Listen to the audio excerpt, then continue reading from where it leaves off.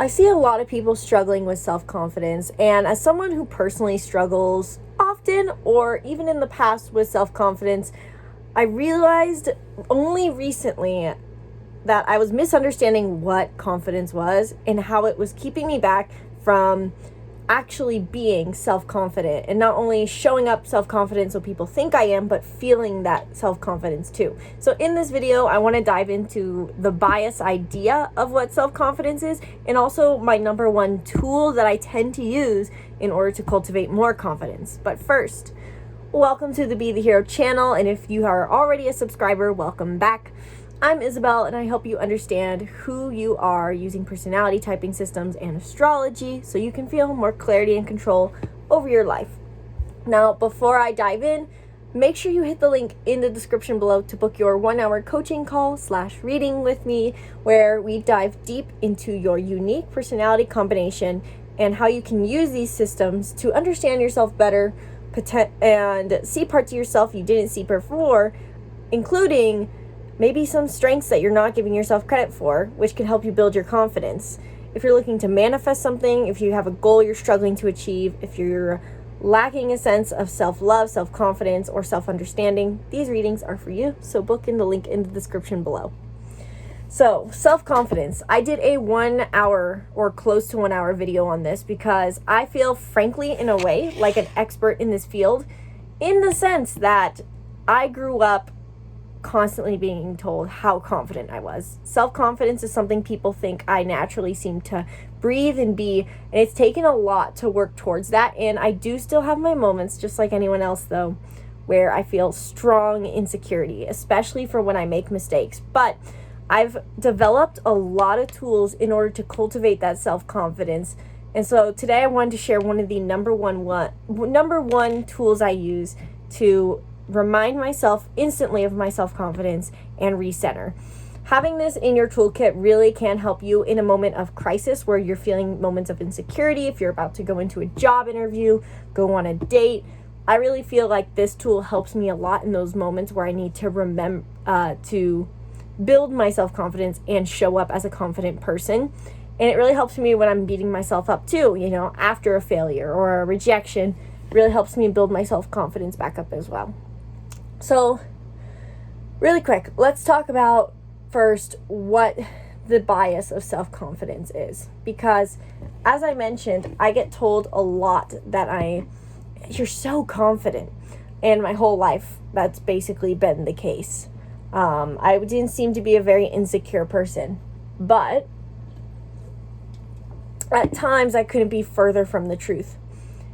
In the sense that, while I showed up very confident, I seemed loud, outgoing, honest, blunt at times.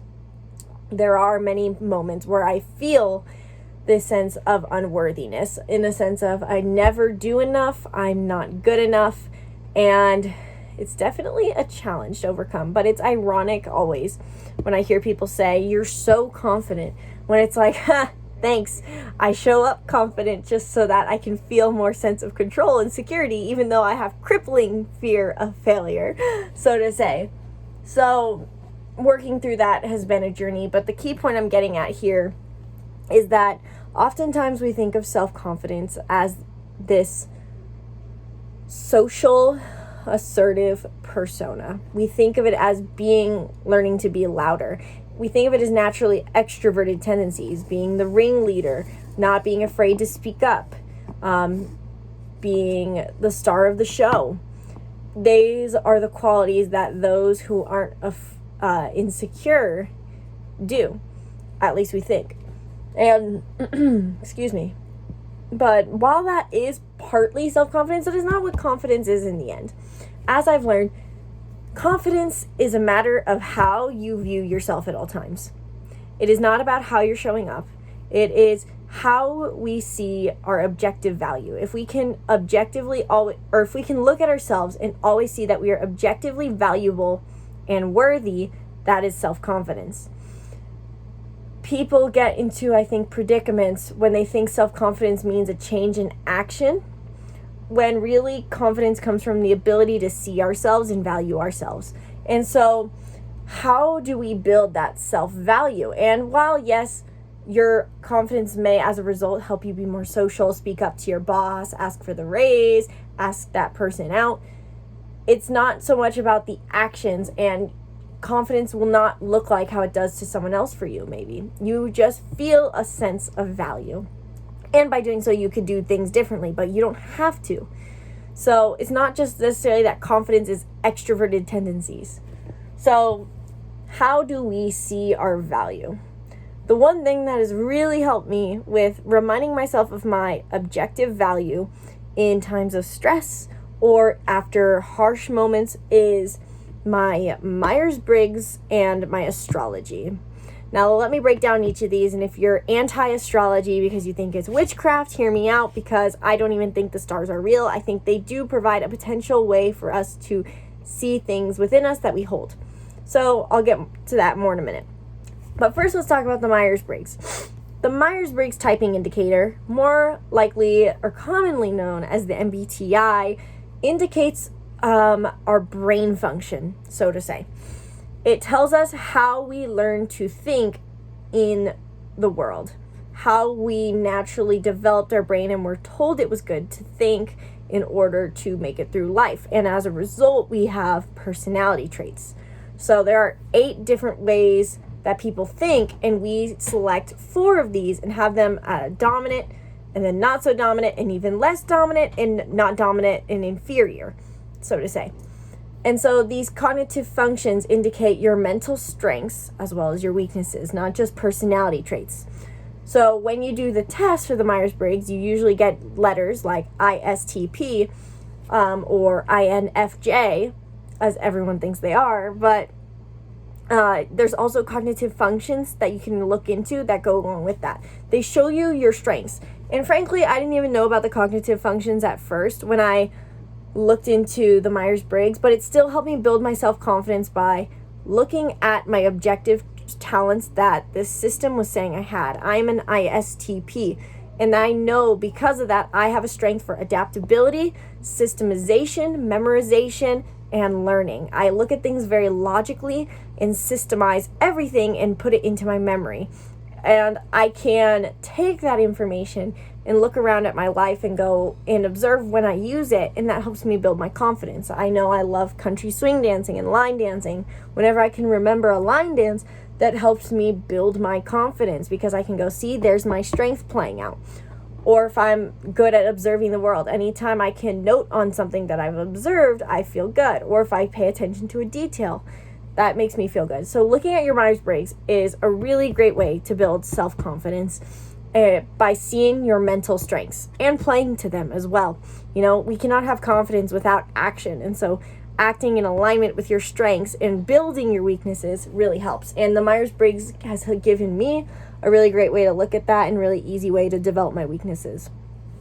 Next is astrology.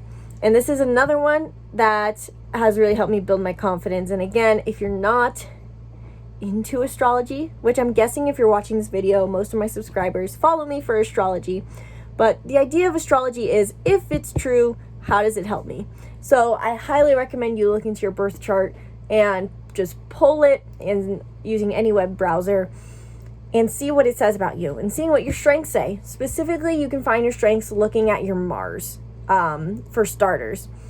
I think about my Mars sign on a daily basis. So what your Mars is in your birth chart, wherever Mars was at your moment of birth, is how you like to take action and how you act best. My Mars is in Gemini, which is very similar to being an ISTP, where I have a ability to take in a lot of data, learn a lot, be social, and I love to build. I love to create. I can tend to be hyperactive.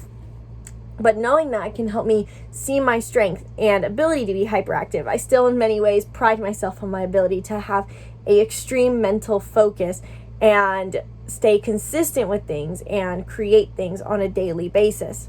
So the Myers-Briggs helps me see my brain function, and astrology gives me a potential idea on more strengths that I have within me. I can easily see whenever my Mars in Gemini shows up in my life and give myself a pat on the back for having those traits and embracing them well.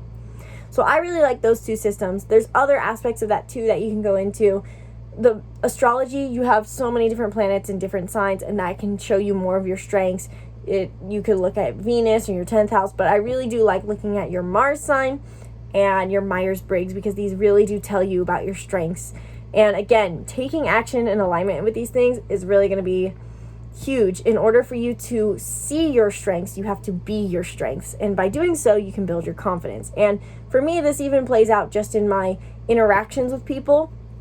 When I feel in moments maybe where people aren't valuing me, they're not seeing me, or even that they're judging me, I can just go, my strengths are different than yours. And you don't understand that, maybe because you just never were taught to. But I know I can see my strengths. And knowing these strengths gives me something just to look back to or refer to when I'm in moments of insecurity. So if this video helps you understand just one little thing that you can use for self-confidence today, let me know in the comments below. And while you're down there, if you want to build your confidence further and understand more aspects of your unique personality combination, then book a reading in the link in the description below, where in 1 hour we dive deep not only into your Myers-Briggs and your Mars sign, but the rest of your birth chart, as well as your Enneagram and your numerology. That's all in the link in the description below. Book a reading now if you're ready to boost your confidence and fulfill yourself. Thank you guys so much for watching this video. Sincerely hope you enjoyed. Be sure to subscribe to the YouTube channel and stay tuned for more videos. Once again, my name's Isabelle, and from my heart to yours, namaste.